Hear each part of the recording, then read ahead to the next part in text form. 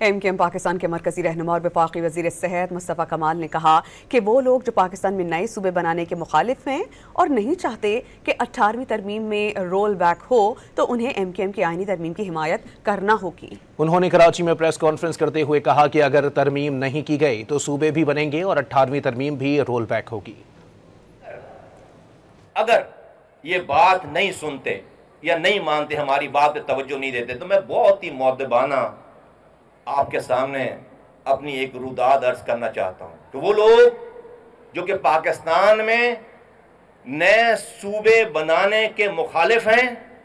और 18वीं तरमीम को नहीं चाहते कि वो रोल बैक हो, ख़त्म हो, मैं आपको ये कहना चाहता हूं बिल्कुल वसूख से कि अगर आपने लोगों को एमकेएम के इस आईनी तरमीम की हिमायत करके इसको लोगों को इख्तियारात और वसाइल नीचे नहीं दिए